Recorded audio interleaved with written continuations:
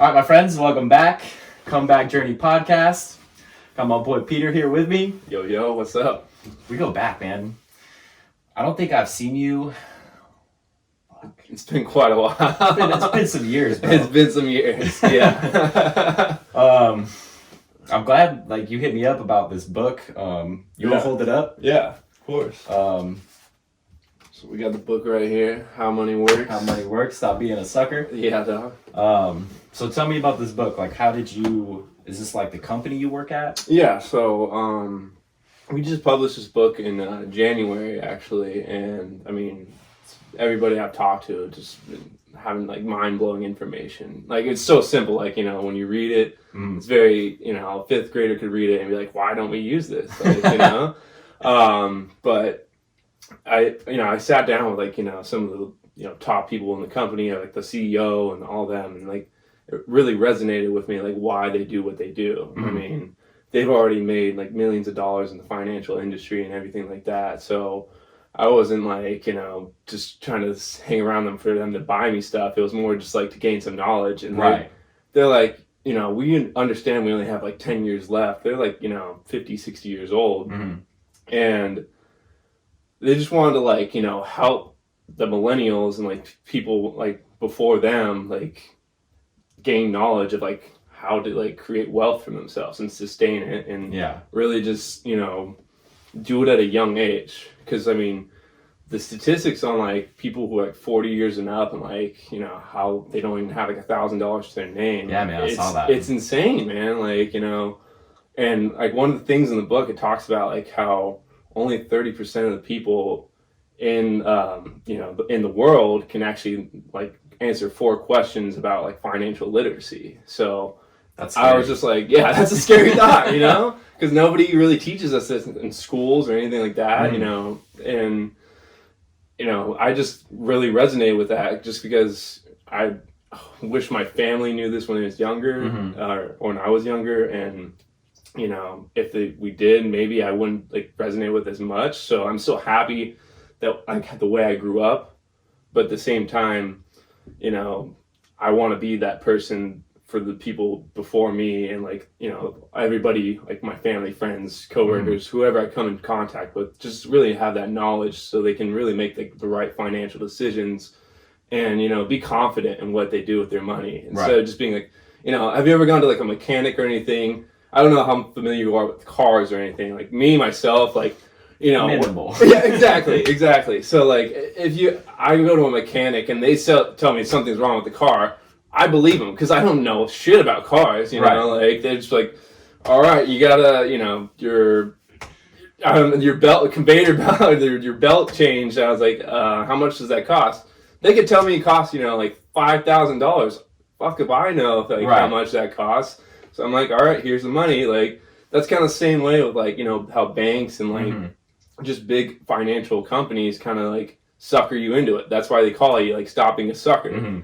So I mean, that's kind of really why I just wanted to join up with them and really be that one young kind of that younger person in teaching everybody. Because I mean, there's not very many young people in the financial industry. There's actually more 70-year-olds in the financial industry than people under the age of 30. So really, yeah. So these old timers, man. Yeah. So when they die, it's oh shit, who's gonna be doing it? Yeah. All right. So I wanna back up a little bit and get a little bit of story about you. Yeah. Absolutely. So did you grow up in San Diego? Yeah. Right here over in San Carlos. In the hood. Yeah. So I lived about 2 blocks away from Cowles Mountain. So I mean, always used to go on I still go on hikes over there all the time. And it's hard to leave here in San Diego, dude. I know. It's such a beautiful place. That's the thing is I'm gonna leave because I feel if I don't leave, I will never leave. Yeah. And I want to get out and explore. But ideally, I want to end up back here. Yeah, absolutely. Yeah. Because it's so nice. It's expensive, but that's why it's the cost of living. Yeah, absolutely. Great weather. It's been pouring rain all day, but that's so rare. And for me, it makes me appreciate the rain because we don't get it a whole lot. So when it does rain, I'm like, fuck yeah, it's raining. Right. You know? Yeah, dude. I mean, well, I was talking to a few people like, oh my gosh, it's raining. I was like, it rains like 10, 20 times of the year here. Yeah. Come on, like, just be thankful it rains. Like, Right. you know? Nothing crazy. Like, my brother lives in Seattle, and like, Oh it's my just gosh. Yeah. gloomy all the time. Gloomy, rainy, you know, like, Yeah. I'm not down with that. Yeah. Like, I could live there like short term, but like, he like bought a place up there, like he and his wife, and like, they're like settled in Seattle, and I'm like, Yeah. like, it's a beautiful place, but Oh, absolutely. I don't know if it's for me. Yeah. You know? Yeah. I'm right there with you. I mean, I've heard it's a great place to visit, you know, great restaurants, great seafood, and just, you know, good people, but at the same time, like, the weather, I guess, we just been spoiled here. Right. You know, like, Yeah. yeah. So. Okay, so I know, so you have one brother. Do you have any other siblings? Yeah, I have 2 older brothers. So Okay. one you probably saw around, like, because you're the same age as him, Ed, and then Patrick, my oldest brother, he's actually up in Sonoma County. He's actually making his own brand of wine right now. So he's done it all. I mean, he's traveled all over the world, like with restaurants, helping him out, things like that. It's super cool. I wish I like took more of an opportunity to travel with him, but I mean, it is what it is. I'll visit him when I do. Have you been to Sonoma? I have not. No. It's amazing. I spent heard, a weekend up there like 10 years ago, and I was like, bro, this is so incredible. Oh, I know. I heard a lot of people go there like for honeymoons and things like that too. I mean, I could see that. yeah. I went, a bunch like, of wine. You know? One of my buddies went to school up there. Oh yeah, at Sonoma State. Sonoma So like, I State, went yeah. up and like spent a weekend up there, and like it was a lot of fun. Yeah. Isn't that big like party school, or is that just? It is. I mean, we didn't like while I was up there. We didn't go into any parties. Yeah. Like we had our own party. Like yeah. we just like it was like my buddy Cody and I drove up there for the weekend and Right. visited our other friend, and like we just like got hammered and like explored San Francisco and like maybe took some other illicit substances and wandered around the campus, Yeah. tripping on some stuff, you know. Sounds about right. You know, Yeah. it sounds like the Sonoma lifestyle. Yeah. So, do your parents still live in San Diego? Yeah. They still live in the same house we grew up in. Oh, cool. Yeah, over in San Carlos. So I mean, I still see him all the time because I live pretty dang close. Yeah, it's And- not too far Yeah. from here. Yeah, so they always like say like, "Oh, you should come visit us more often." I was like, "Mom, Dad, like, there's times where like people don't see their parents for like a year on end. Like, you know, you should be happy I see you like as much as I do. I don't know, like, not to say I'm ungrateful to go not see them, but it's just like you gotta let me grow up and like do things. You know, like I have my own adulting shit to do." Yeah. I was just talking to one of my buddies. He said he lives in El Cajon. His parents live in Ally Gardens, and he was like, I didn't see my parents for like 6 months. Right. I was just so busy. Right. You know, That's like, what happens. And that's, you know, I recently just moved back in with my mom. Right. Like 2 months ago. Thankfully I did, because like now all this is going on, I got laid off from my job. Yeah. Like it was perfect timing. Right. But when I wasn't living at home, like it's not like I was like going over there every Friday night for dinner. You know, I've been like in and out of my mom's house since I was 19. So it is that period of like growing up and like spreading your wings and like you gotta kind of do your own thing. And you know, I can't speak to being a parent, but like from what I understand, like parents want their kids to grow up and like prosper, but they also want them to be their babies forever, you know? So it's like I think especially me being like the baby of the you are the bunch. baby like I think they're just, you know, always gonna see me that way, even though like I could, you know, do so many things in life and they'll still see me as like, you know, that their baby child, like you know, we always have to shelter him and protect him or whatever. Are you you're the middle child, or are you I'm the middle child. yeah. So my older brother is 31. Okay. I'm 28 and my little brother's 22. Nice. And he just moved out of my mom's house a couple months ago. like he moved out and then I moved back in. So my mom had the house to herself for like a month. I'm sure she likes it though. She probably likes the company, you know. Yeah. And you know, she works at home, so like she doesn't go out a whole lot, and like so it's, I mean, I'm sure it's nice to have somebody there with her absolutely. to, you know, hang out. And my mom's really cool. We didn't get along super well like during my like teenage years and like early 20s, just because I was like a shithead getting into trouble and like, doing things I shouldn't be doing. But like now we're cool. You know, like, my mom's awesome. That's awesome. So, that's great that you have a relationship with her. Yeah, like I remember when I told her that I started a podcast, and she was like, "Oh, where can I listen to it?" And I was like, Some of the things, you know, like some of the things. I remember some of the stuff I've listened to. I was like, would I share that with my parents? Yeah, I don't know. Like, she hasn't listened to like, I think she's only listened to a couple, but like the first one is just me talking to the camera, you know, and like I kind of go through my life story and like a bunch of stuff that I've done, and like. And she listened to that one like fully, and I was like, "Ooh, okay."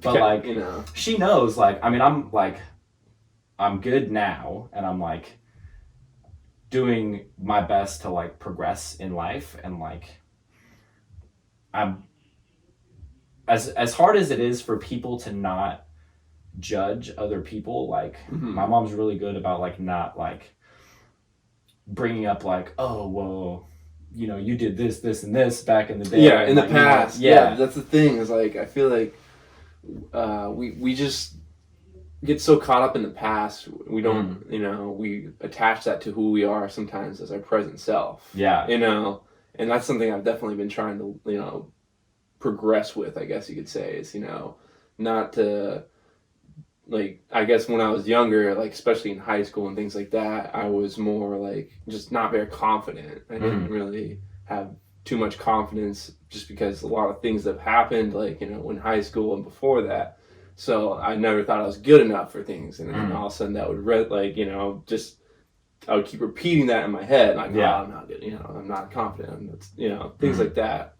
So I can definitely know like what you're talking about with, you know, people judging you by your past, and then you kind of attach to that instead of you telling you who you are today. Right. That's the difficult part, is like trying, like, after like so many years of like repeating that negative self-talk to yourself of like, how do I get out of that? Yeah, absolutely. You know, it's a fucking process, man. Like, I still struggle with it. You know, same.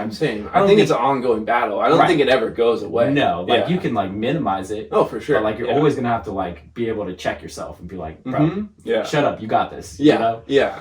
But that's the hard part, is like, I think the hardest part is even just learning to like catch yourself while you're doing it. Yeah. That's being aware of it. I think that's the first like key, you know, thing to it, I guess we would say, is, you know, being aware of it, and then, you know, taking that mind shift from it. You know, just like, hey, that's not who I relate to. This is who I relate to. I mean, I know exactly what you mean by that. Yeah, it's as you said, an ongoing battle. For sure. Yeah, the mind is an ongoing battle, honestly. It's, you know, like how you train it, and, you know, when you see all these, you know, people who are very successful, or, you know, success is a very broad term, because, you know, we all have different definitions of success. But I guess the people who you'd say are happy with their life, they've been progressing and they do stuff, they've learned to be, you know, how to get out of that state of mind of, like, you know, self-doubt and things like that, because they've been doing things so often that it's just kind of like second nature to them. But if you put them in like, you know, something they're uncomfortable with, they're definitely gonna have self-doubt, you know. I mean, for instance, if somebody tried to like learn German, and, you know, they're the most successful CEO or whoever, you know, whatever you want to say, and then you just tell them like, hey, like, go learn a new language, and they have no fucking clue what the hell, like, you know, where to start, they're gonna have self-doubt because they're just not comfortable doing that. Right. And I think that's where it feels good to progress, and also just learn, you know, that you can like achieve whatever you want. You just have to keep breaking through those barriers of self-doubt, not like, you know, and no confidence, and just, I don't know, keep rambling on about that. It's a good ramble. Yeah.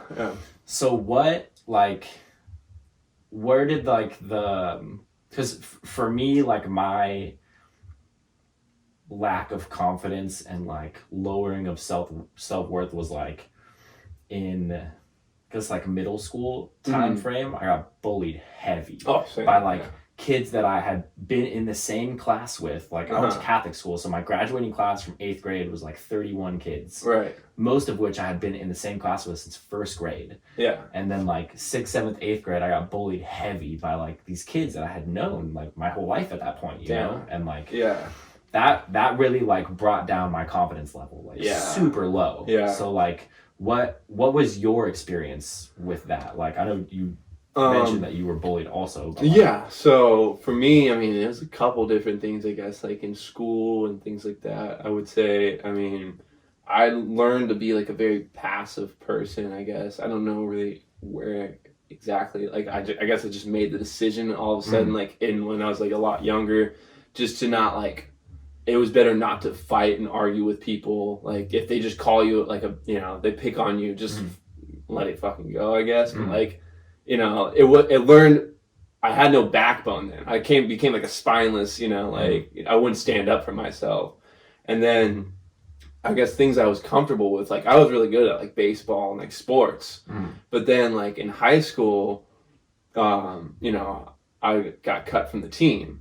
And I don't even know why. Like I literally asked like one of the coaches like the freshman year. He's like, "Oh yeah, why did I get cut?" And he's like, "Honestly, I couldn't give you a reason." And I was like, "What does that mean? Like, what does that mean?" And he's like, "Well, if you want to keep practicing with the team." And I was like, like I was younger. Like now, knowing what I would have done, I would have done it because like I feel like it would have like gave me like chemistry with all the teammates and whatever. But back then I was just so upset with it. I just like, fuck this, like I'm not gonna play with them. Like I just can't. Kind of just went in a downward spiral with like sports then, because I was just like, well, I still loved him, I still played it, but it was just more like it kind of really just shattered my confidence with it, because I always like growing up I was just like, I'm a really good sports player, I'm a good leader on a team, I could do like all these great things with my like teammates and things like that, we were all friends, and then it kind of just shattered my reality of that, and like that was one of the things I really like loved. So like to just take that away from me, and then at school I was getting bullied too. Like I just had no like confidence. I was getting like a spine, like like I said, it was spineless. I just really didn't know what to turn to, So I guess I smoked a lot of weed then, So the spineless thing, dude, same. I didn't like retaliate at all when I was getting bullied. I just like would brush it off. There was like, I remember specifically a time I was in 8th grade and I was like, I tested into like a higher math class. There was like 10 people in my class that tested into this higher class, and look at you, man. Math was like always the easiest subject for me. Nice. Like I never, and because I didn't apply myself, I didn't go very far with it. Right. But like it's something that came naturally to me. Okay. But I remember being in the back of this class and like with my head down in the very back seat of this classroom with my head down crying in 8th grade because these kids were just picking on me, bro, and I was too scared and unwilling to like stand up for myself. Damn, bro. And like that shit haunts me, bro. Oh, for sure. No, it's crazy, like the small memories we have that just stick with, like, are engraved in our mind now. I mean, sometimes it's really good. We have like our, whatever it could be, like our good memories, but then we have those like ones that just, like you said, it haunts us. Yeah, man. That's like one thing recently that I've like been learning and like trying to apply is like working through like childhood trauma and like again, like the same with like how you said like success is relative to the person, like trauma is also like relative to the person. It's subjective.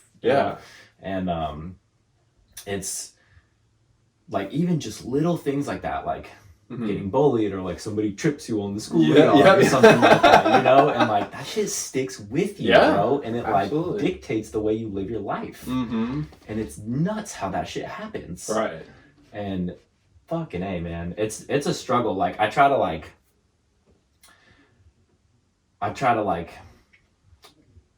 recall the memory and like relive the memory, you know, but like it's really hard to like place myself in my head in a past experience that I know was super fucking uncomfortable. Right. You know, and to like try to like dive into that and like feel that shit scary, you know? Yeah, like I know. Whew. We got sometimes dive in those deep dark places though to really, you know. I feel it's an essential part of growth. Oh, for sure. Yeah.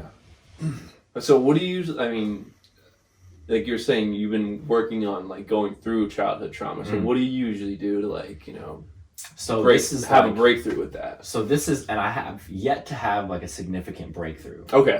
Gotcha. I was talking, like a little sidetrack. I was talking to my older brother about, you know, a possible switch in my career choice. This was like pretty recently. I was looking to like get out of the restaurant industry. Right. And he was like, we talked on the phone for like an hour, which is rare for us. You know, I think that's the longest I've ever been on the phone with my brother. But he was like, dude, you know, like I'm super proud of you. It's like a lot of people are too scared to do that. Oh, for you sure. know, and and I was telling him, like, I kind of like expanded, and I was like, you know, I don't want to have my like limiting self-beliefs hold me back from like accomplishing these things that I want to accomplish. And you know, all these like negative thought patterns and like childhood trauma, like I'm trying to like nip that shit in the bud and like kind of work through it. And he was like, bro, I gotta tell you, it's a long process. I've been working on that with my therapist for 8 years. For sure, you know? Yeah. But for me, I will like within the last year probably, I started journaling like pretty consistently and meditating. Okay. And, like, so I will, as best I can, journal about a specific incident. Okay. And like write it out and like in as much detail as I can. And Right. I struggle with that because I feel I've repressed a lot of my childhood memories. Yeah. Like I can't remember shit before like 4th grade. Nothing. Like I'll watch like home videotapes that my mom has. We'll put them on like VHS back in the day, and I'm like, I see myself, but I don't remember. Yeah. And so it's really difficult for me. But I'll write out what I can, and then I'll meditate thinking about that. And like try to like place myself in that situation and like try to like as best I can relive the situation in its entirety. Okay. And like absorb the emotions and like try to sort everything out. And like I said, I haven't had like any kind of breakthrough with it. You know, these are like tips that I've learned and like that I've heard can be productive if applied. You know, so it's I think you had a breakthrough, but I mean, honestly, you started a podcast. I mean, you're taking steps. I mean, not to say like everything has to be like a giant like quantum leap. Like you're doing like, I mean, in my perspective, like you know, I didn't think about it like that. Yeah, like you're doing like most people are scared to take like go on camera or you know go on a podcast and you know talk about their life. Like when you first said like your first episode, that's fucking heavy, dude. Like I mean, honestly, like. Like if you told me to do that, like I would get a little scared. I'd be like, okay, like shit, dude. Like all right, like I don't know what I'm gonna, you know. I would like try and like hide some shit. I think, like I don't know, like that's the thing with like actually that's damn. I didn't even think about it like that, but now that you say that, it did like. Because I'm not really like shy about like shit I've done in my past. Right. I would like while I was in it. Try to hide it, of course, you know, but like now that I'm like done, like I'm sober, like I'm not too worried about it. Like I'll put that shit out there. I don't really care. Right. But even with that mentality, I must have recorded that first podcast episode like 10 times. And, like, my hands were sweaty. I said like every third word, like constant, and I was like, fuck man, this is hard. And you constant it's that constant like well, I don't know what it I would say like that's for me like if I go on a camera it's like fear you know like what are people gonna think like, right you know, like that's the kicker right there. Exactly like well, are they gonna think like they're gonna think I'm stupid I keep saying or like you know what does my hands look like or what you know just like we put all these like negative thoughts in our mind it's like you know it's so hard to like be you know authentic then because we're just like trying to like form ourselves to like for people to like us instead of just being our authentic self, you know? It's interesting that you went in that direction. Like, as far as like the way that people perceive us. Right. You know, and ever since you're a kid, like you kind of like pick and choose like how to act to fit in with like the crowd you want to fit in. Right. You know, and I think that's like super amplified in high school. Oh, for sure. I feel like the majority of people never get out of that mindset of like constant, like I need to act this way. And I worked at Costco for 2.5 years. Okay. Yeah. And I wanted to like, I got the job like right after I got sober, and I was like, yo, you're doing a legit job. Like I can, you know, I got health benefits, 401k, paid vacation, never had any of that shit before. You know? Yeah. And I wanted to like, after I think I was there for, I don't know, almost a year and a half. Okay. And I wanted to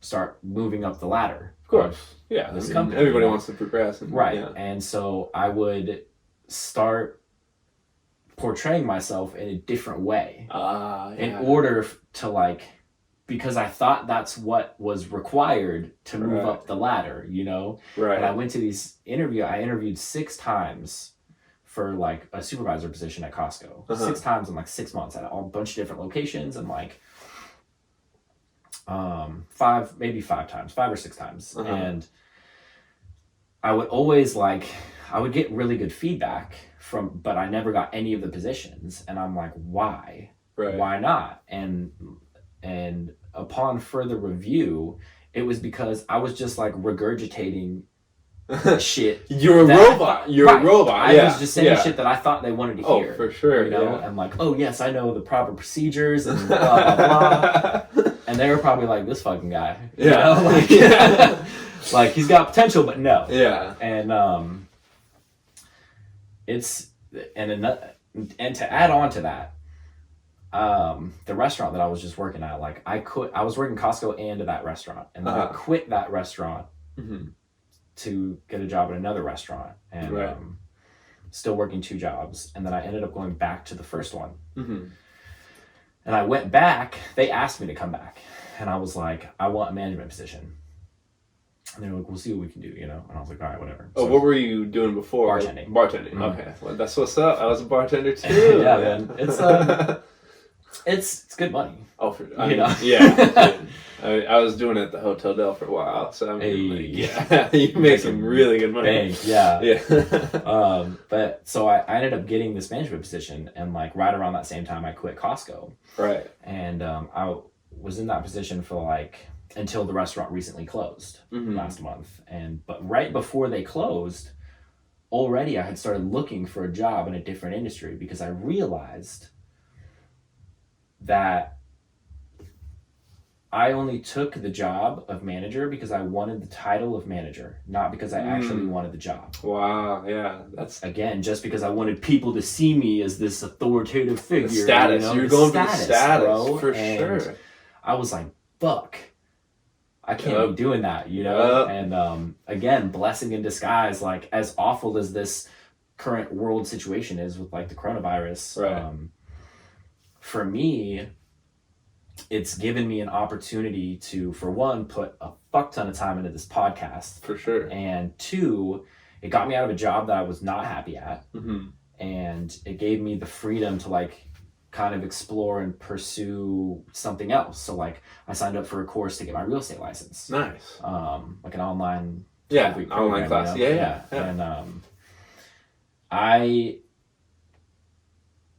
I was worried at first when this whole situation started about like, what am I gonna do for money? You know, whatever. And I just filed for unemployment. I've never been on unemployment in my life. Right. But, yeah. Give me a scary feeling. Yeah. But worst case scenario, when this is all over, I have a management job waiting for me at a restaurant. Right. Yeah. Absolutely. You know, so like, and that's a great way to look at things. Like I feel like that's something I've been really doing to really break through with fear. I mean, obviously, I still have limiting beliefs, and I'm not like, you know, the fear I don't break through fear all the time. I still have a bunch of fear that, you know, a bunch of stuff. But I always try and tell myself, what is the worst thing that could fucking happen? You know, and like tell myself that. And it's like, what is what is not doing like this action or whatever it is gonna like hold me back from? Like, what's it like limiting from? Like, if I don't take this action, what's gonna like, what will happen or what won't happen? Yeah. And it's like, shit, like, is it worth like, am I gonna die from like, Right. like for me, like a lot of it, like I'm really scared to put shit on social media. Like I don't know what it is, but it's like we were talking about, like we want to form ourselves into like people liking us and things like that. And like I just like have like a paralysis by analysis. Like, oh, if I like, I don't want to be like that guy who like does financial lectures or whatever it is, but like I also want to be like the person like who helps people like understand like that like money can be a fuel, or money's a fuel, and like we're like a car, like let it like provide you with things that you want to go places and like create freedom for yourself.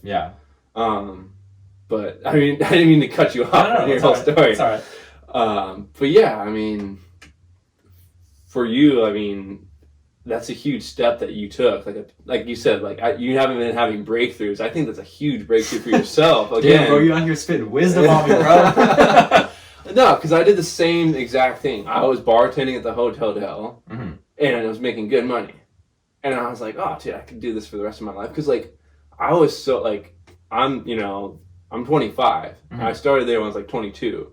So I worked my way up. I became a bartender. I was the youngest fucking bartender like the whole property. Like everybody there was like almost 30 at least being a bartender. There's people who have been there for like 15 plus years because you have benefits. You're getting paid vacation, like you said, like kind of like at Costco, and you're making good money with tips. Right. So like it's a good enough job where you're surviving, but at the same time, like. Not to say like there's more to life, but there kind of is, like and that's why I like say like you can have a 9-to-5 job or anything like that, but like allow yourself to like put money aside and like kind of let it be a fuel for you where you can put it in something where it'll just grow, like and not like I think a lot of people think I do it's like stocks or things like that. I'm all about like protected, like it's only going to grow exponentially, just like. But I mean, we'll go to your story. Back to your story. I don't mean like no. I don't even remember where my story was. You were talking about like basically coming right out of the management status. Oh, right. And like that's huge. For it's you. So I want to touch on how you brought it back to like the fear aspect of like what's the worst thing that can happen. For sure. Yeah. So when I signed up for this real estate course online.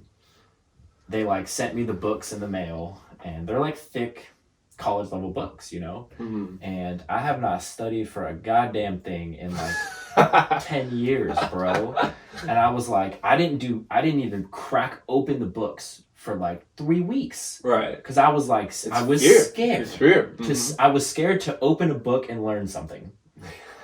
Because I was like, I don't remember how to study. Right. I don't, like I have no idea what I'm doing. Are you more of like a audio and visual learner, or are you like good at reading books too? I really enjoy reading. Okay. But like a classroom setting, I would learn more than like me just like taking notes. Yeah, and trying to memorize stuff. Discipline. Yeah. Right. Yeah.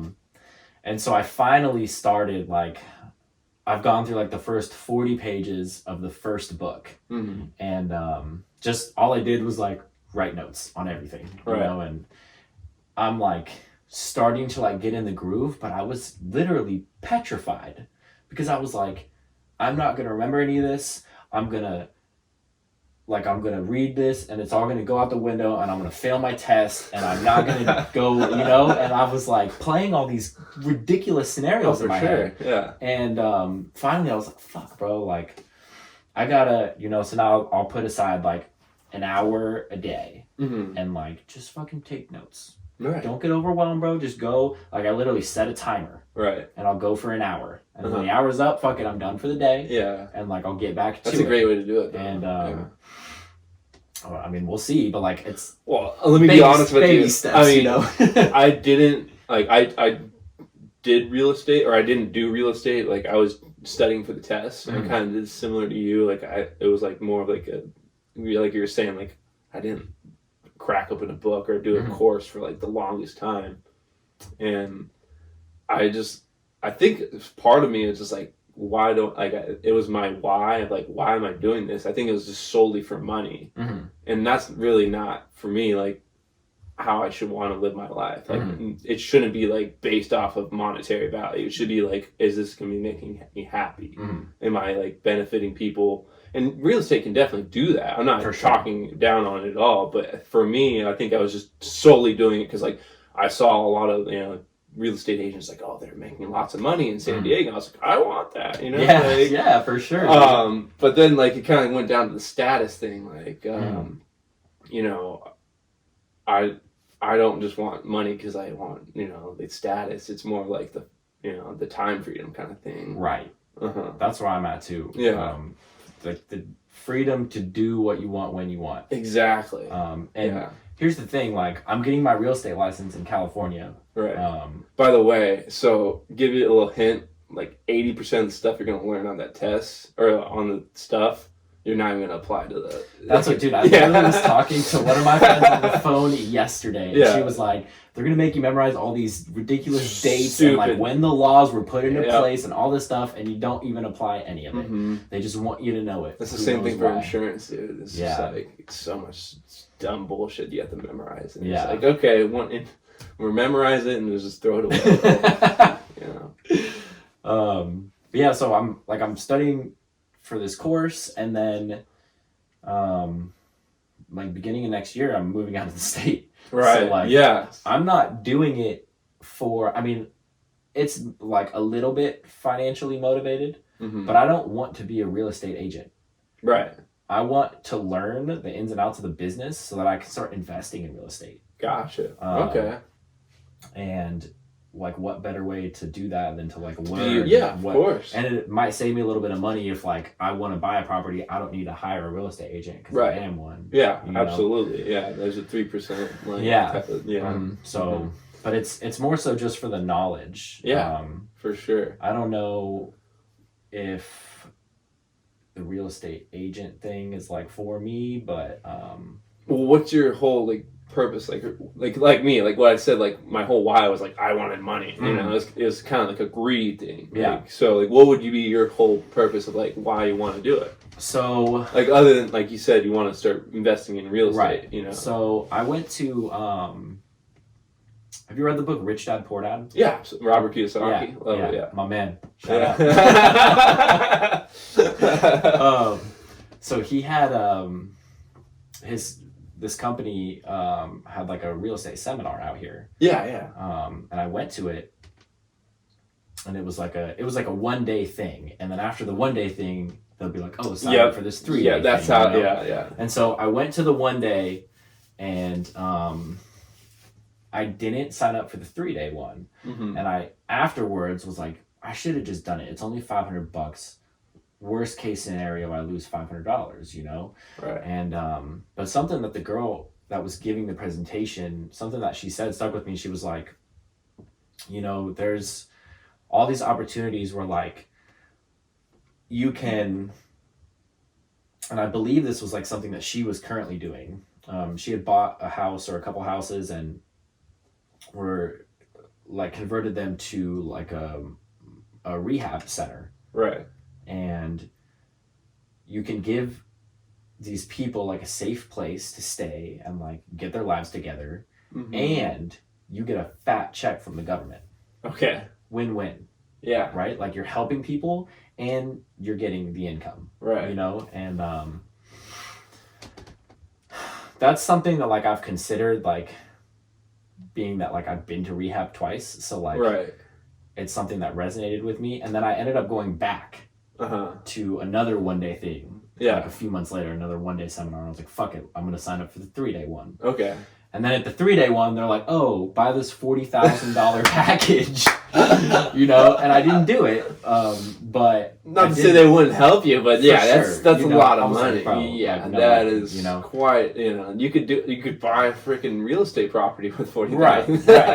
And so, or at least, down payment or something, you know, and, but it opened my eyes to like all the different ways that you can apply real estate for mutual benefit. You know, like you can give back to the community, and you can like set up places where people can live that don't have living situations, and all kinds of shit that you can do. Right. And you're building your own wealth at the same time. Absolutely. You know, and I feel like it's like partially like a greedy thought. Like, I'm like potentially, you know, getting rich off of these people that you know, like part of me is like, that's like a weird icky thought. Like I'm taking advantage of them. Let me give you a little quote real quick. So one, I don't know if you know who Zig Ziglar is. I don't know if you ever heard of him. He's got a quote that says, if you give enough people what they want, you can get what you want. So yeah, like in a way, like it is a, you know, for myself, I guess you could say. But like you're saying, like you're providing, you're contributing to the community, you're trying to give back. I mean, also you're building your wealth, but that's kind of like how you could view yourself, like not like view yourself, but because you're doing so much for so many people, you know, you're like, you know, your wealth is grown because you've become valuable to so many different like communities and things like that. That's a good way to think about it. Yeah, I mean, like, why do you think, you know, so many, like, do you follow like Tony Robbins or anything like that? You know, he's a multimillionaire, and it's not because, you know, he's just like, I mean, he's really good with money, but like at the same time, he just helps out so many freaking people. Like, you know, and then why, like, it comes back to him, like, you know, and it's just like he contributed like to, I couldn't even tell you, probably millions and millions of people now. But I mean, he's been doing it for fucking decades. Decades, exactly. But like I said, like, you know,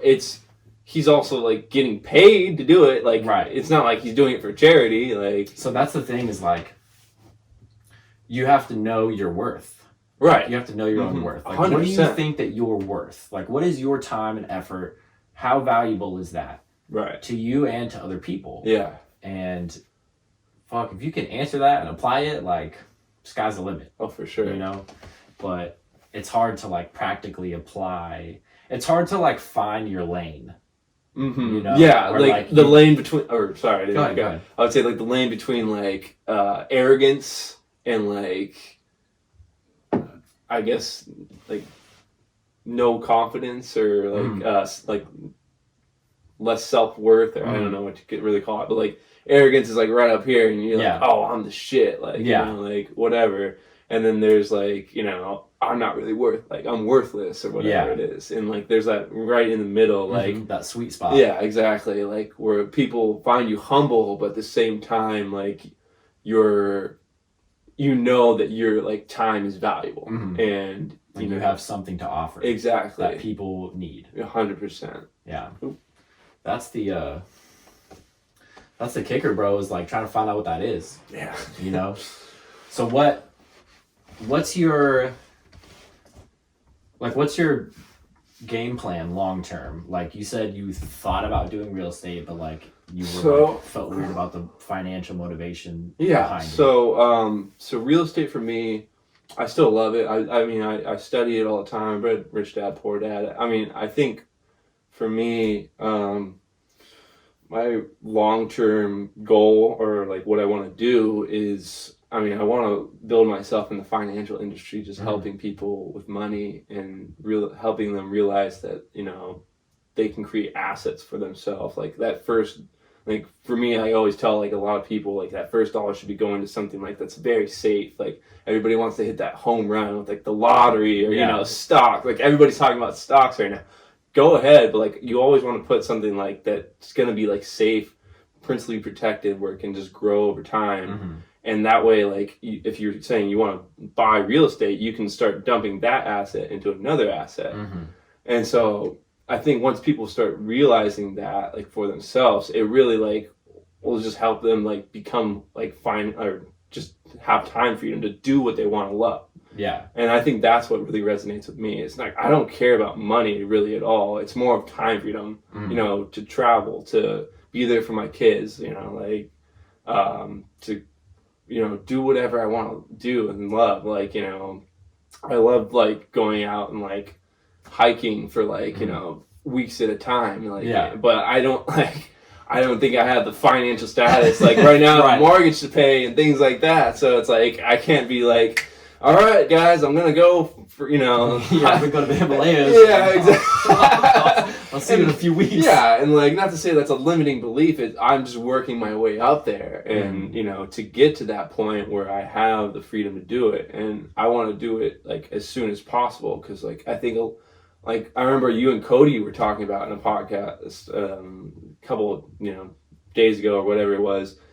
Cody was talking about all these people who are in the retirement home, like who are like 60, 70 years old, and they literally work their entire life just so they can be there, so they can be retired. And then now that they're retired, they don't they can't do it. They're like physical ailments and things like that don't allow them to travel. Like they told themselves their entire lives, oh, I'm going to go to Europe and travel and go visit Venice and wherever it is. But now they don't, like, if they can do it, it's not going to be as enjoyable because they can't.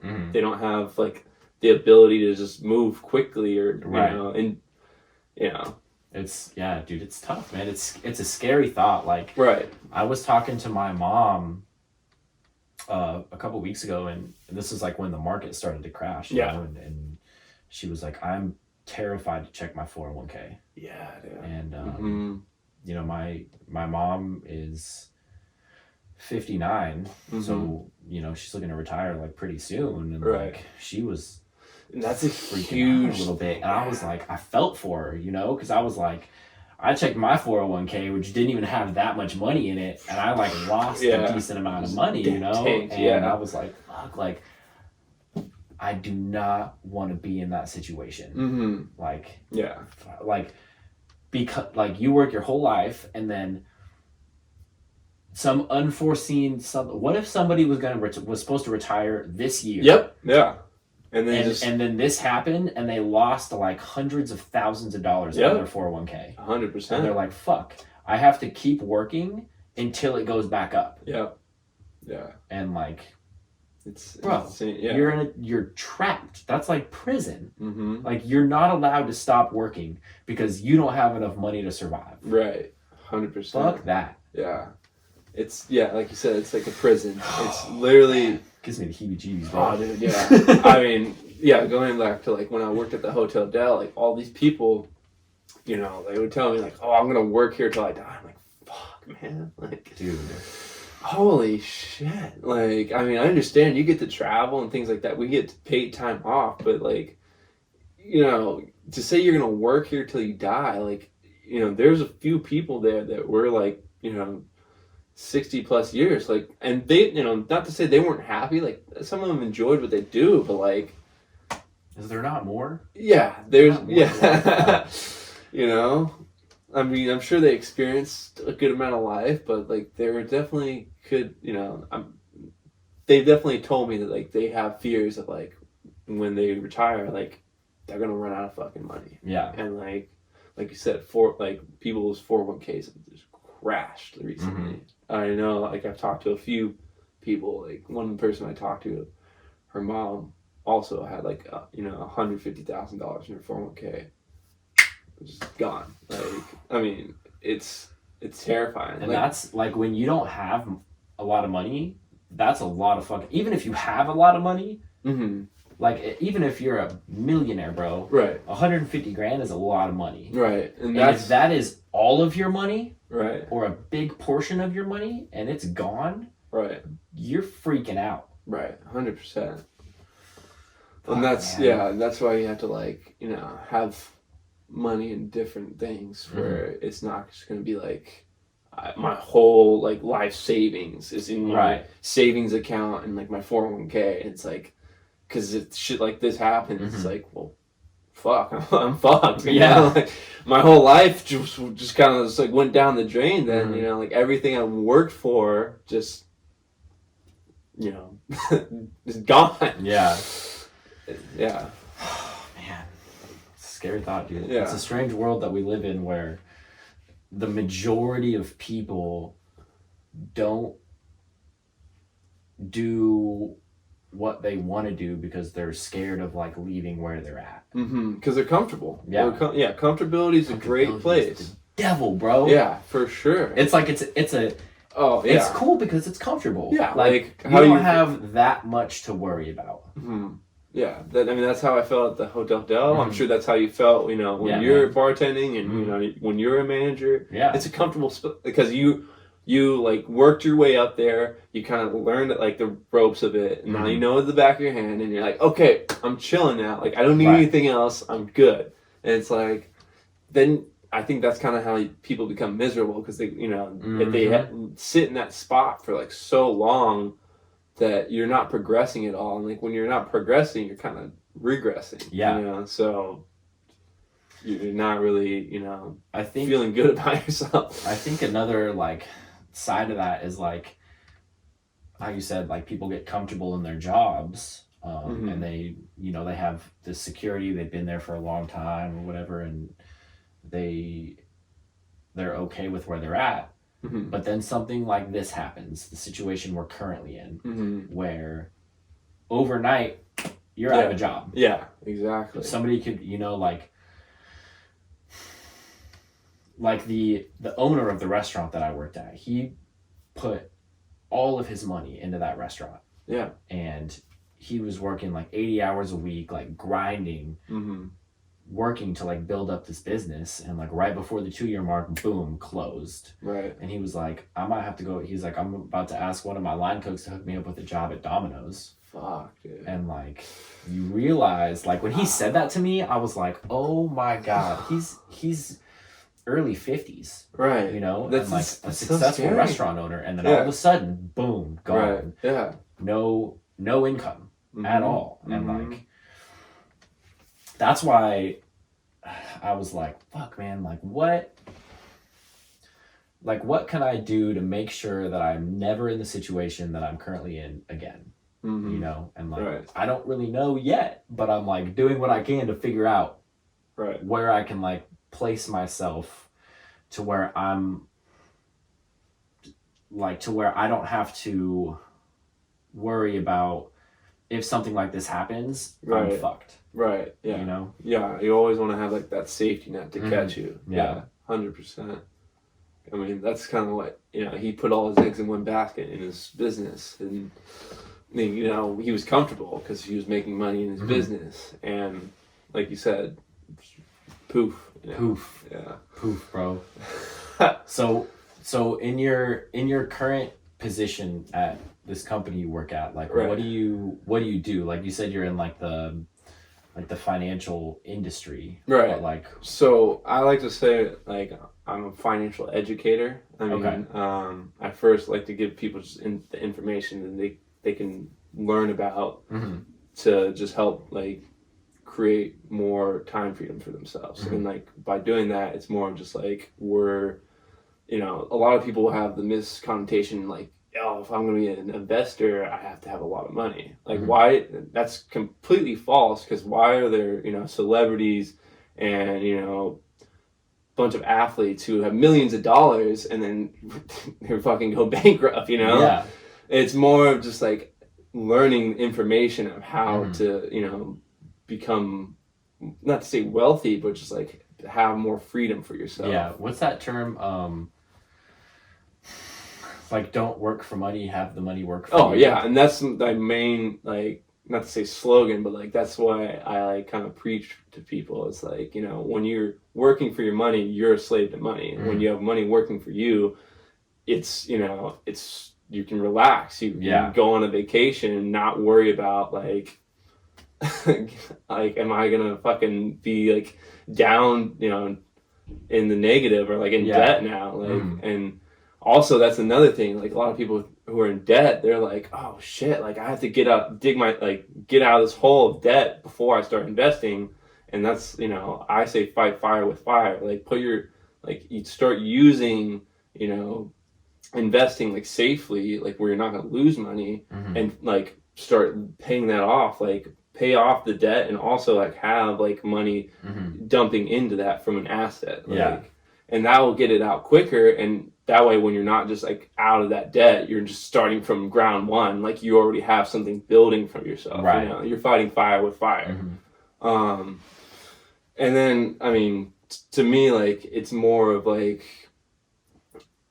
what really resonates with me is just like having your like financial stress, like just kind of like go away. Because I feel like everybody has financial stress. Not to say like, you know, some people, you know, kind of like are good at like playing it off and say, oh, I'm good, you know, things like that. But mainly, like, I mean, my parents, like when we were growing up, like, you know, they were well off. Like we were, you know, good middle class family, and like, you know, we had a home, blah blah blah. Like they're pharmacists, we're making good money, but at the same time, like, because they didn't have like money like working for them, like. I could see that they would like have times where they would fight over it. Like, you know, my mom is such a giver. Like she goes on like gives to charities all the time. She's gone to Haiti. Like she's done like a bunch of like missionary work, and she's just such a giver. But like at the same time, like it's nice to have like when like if that's what you want to do, like have something like growing for you where you could just like, all right, this grew for me, like, and I can give it. It's not like I worked my ass off for all this money and now I'm giving it away, and now I have to go back and work. Like, you like it's taking time and letting it work to your advantage instead of, you know, having like time. It's more of like time being your slave instead of, you know, money being your slave. You're using time to your advantage. That's one thing we have on, you know, say like a 50-year-old millionaire. Like, we have time to let like assets grow over time, like real estate, or, you know, just any type of like safe investment.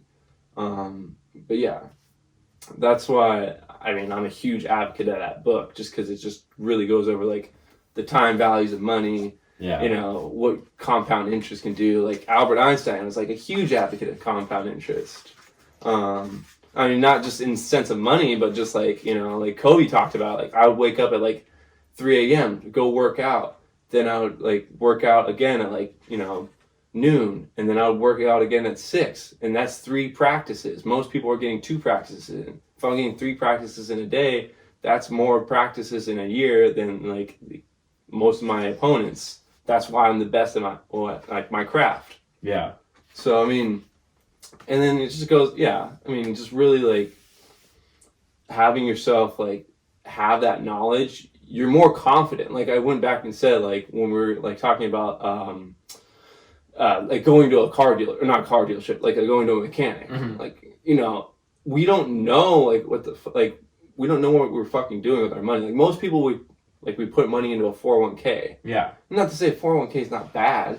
It's just like we don't know our options of like what else we could put money into to like grow for us. Where like if shit like this happens, we're gonna fucking like lose it all. Like, and like it's just like it's what everybody does. And like I always like to use the analogy of like, you know, if you have like a gazelle and there's another gazelle watching this gazelle go up to a watering hole, and a fucking alligator just comes up and snatches that gazelle, right? Is that gazelle, the one that just, you know, watched the gazelle just like get snatched, is it crazy to go up to that watering hole and just say like I have to survive, you know? So what would you say? Like, you know, little did that gazelle know it could go to another watering hole that doesn't have any alligators in it, like 2 to 3 miles away, whatever. Like, but it just didn't know it had that option, you know. And that's what information really does for people. Yeah, it provides alternatives. Right. Yeah. Exactly. I think that's a very noble pursuit, like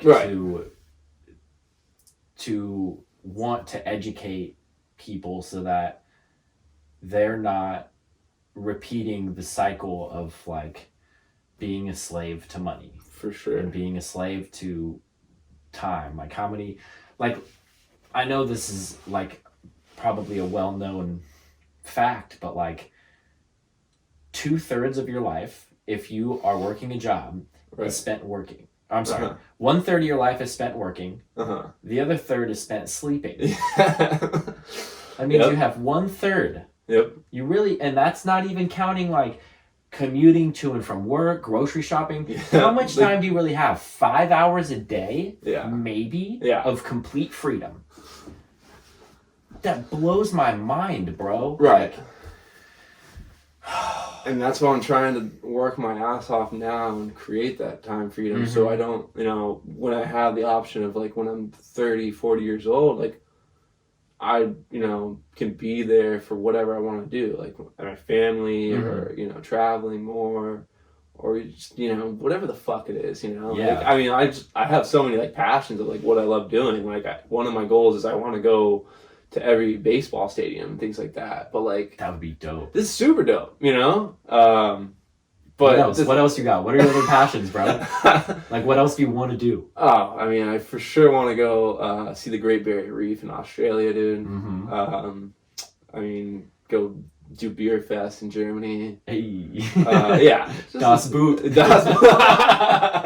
Exactly. I mean, there's a bunch of things. Like, I want to go to Switzerland. I heard it's so dope in like the Swiss Alps. I mean, I guess that's a lot of traveling goals, but I think also, I mean, like, I want to be able to start like charities and things like that, giving back to people, and like I feel like that's also like what really can make people happy is really giving. I mean, look at this. Yeah. The secret to living is giving. Focus on what you're giving and not what you're getting. Exactly. And then right next to it, the major key. Shout out DJ Khaled. The major key to your better future is you. Exactly, bro. Bro, up on the wall. I love it. Yeah, I look at that every day, dude. I mean, that's just something I try to live by is what am I giving, not what am I getting. Yeah. And I definitely get, I mean, not to say I don't get in that like mindset of what am I getting, Right. Like, I think it's really hard to I try and catch myself and like trying to be greedy and things like that. But this is great. This is like, that's going to get ingrained into your subconscious, bro. Yeah. It's there. Sure. You see it. Maybe you're not reciting it to yourself 20 times a day, but it's there, bro. Like the seed has been planted. Absolutely. You just got to let it grow. Yeah. I mean, I could definitely see it growing in my mind a little more. I think I've had that since, I want to say December or what? I mean, really a few months. Yeah, a few months. So like, imagine like kind of like how compound interest works. Like, imagine how that's gonna work a year, 2 years, 3 years from now. If I'm like just sitting here like looking at that all the time, like I'm a huge fan of the compound effect. Yeah, dude. It's good stuff, man. Yeah. Well, fuck. This is a lot of fun, dude. Absolutely. I definitely. I've had a lot of fun. I was gonna say I definitely want to like. I mean, if I can continue to do this, I feel like we have a lot of talking to do. A lot of catching up. Yeah. We can plan one for fucking the next week if you want, dude. Hop back on. Yeah, let's do it for sure. Cool, man. Let's shout out this book one more time. Of course. How Money Works. Stop Being a Sucker. Where if people want it, where can they get it? I mean, they could literally DM me. I've been like just handing these things out like fucking. Like what's your Instagram? It's Peter Trovato. Peter Trovato. Or I mean, I'll give you out my cell phone number. I don't give a fuck. Like if you just want one, like I will literally give you one. Like it's literally just I feel like it's that important for people our age to learn something like this. Fuck yeah. Yeah. Cool, I mean, man. like I gave one to you. Like I was like, bro, like this book. Like, this dude's like, hey bro, he DM me on Instagram like, hey bro, I thought like you might want this book, blah blah blah, what's your address? So I sent him my address and then I go to the grocery store. I come back. I'm literally like I set the grocery bags on the counter from coming inside. I'll like take them out of the bag, and then I get a text like, "Hey, bro, I just dropped it off on your front." Oh, you're also like, you also live like 5 minutes. Yeah, super close. But I was like, "Bro, my man coming in clutch." Like, just dropped it off. Like, I'm definitely like, I'm super excited to start that book. Oh, for sure. Yeah, I'm excited to hear what you like about it. Cool, man. Yeah. All right, my friends, we're gonna wrap it up, but we'll bring you on soon again. We'll continue this, dude. Yeah. This was a great conversation. Yeah. I mean, I was gonna say when I was listening to you. I've listened to you and Cody and you and Nagar, and I was like, these are some great conversations, bro. Like, especially when you were talking with Cody, just about, I feel like that whole entire conversation, dude. Man. Like, Cody's a trip, man. Yeah. Like, he kind of, like, he was the one that, like, we went out and, like, split the first set of microphones, and, like, he's been on like half of the episodes. Yeah, you know, seen, like he's a recurring guest, you know, and it's a lot of fun, man, because it's you're just kind of putting your mind and your thoughts out there. Yeah, bro, you know? and it's great to like have people that you can explore these ideas with. Oh, for sure. You know, because for the longest time, like I didn't like, because of like trying to, you know, put on that facade and fit in with the people that I thought were cool, and like, you know, like I didn't have the opportunity to expand my knowledge on these different ideas and subjects. And right, it's really cool. That's like one huge thing that I love about this podcast is like just being able to talk with people, right, and like yeah, hear what they have to say, their and story. Like, yeah, dude, it's absolutely fucking awesome, dude. I mean, I was gonna say, like, when I first listened to it, I was just like, it kind of just really resonated with me, because it's like, I don't have to say, like, I never thought people like our age really thought like this, but like I knew people thought like this, but it was more just you don't really hear too many podcasts of like people our age. It's more like, you know, you hear Joe Rogan, and how old is he? You hear most podcasts are just like people who are older, so like, you know, people who like, I guess we're, you know, considered millennials, or you know, and you don't hear how we're growing and like what our thoughts are, how we're breaking through fear, and like what our breakthroughs are, and what we're like doing to, you know, go through our struggles and things like that. And it's really refreshing to hear, like, you know, Cody and Nagar's story. Like, you know, I remember when I, like, a while back, I saw she was like a fitness model, or not like a fitness model, but a fitness coach. Yeah. And I kind of brushed it over, and I think that's one of my fears of social media, because I was like, oh, she's just one of those fitness coaches. And then I heard her story, I was like, dude, that is awesome. Like, good for you. Like, good shit. Yeah, dude. Yeah. Like, because, I mean, her and I, like, we weren't ever, like, super good friends. But we were friends for sure, and we, like, hung out with the same group of people, and we would party hard, right? All the time, you know? And then I didn't see her. That was the first time when I recorded that podcast with her. That's the first time I'd seen her in years. Right.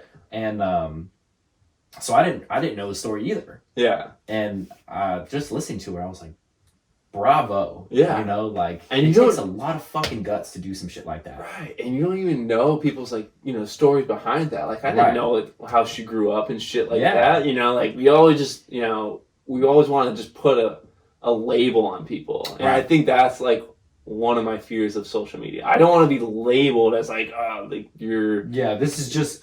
He's trying to sell us on some shit. Yeah, like, exactly, you know, bro. Like, and I was like, I don't want to be labeled. Like, you know...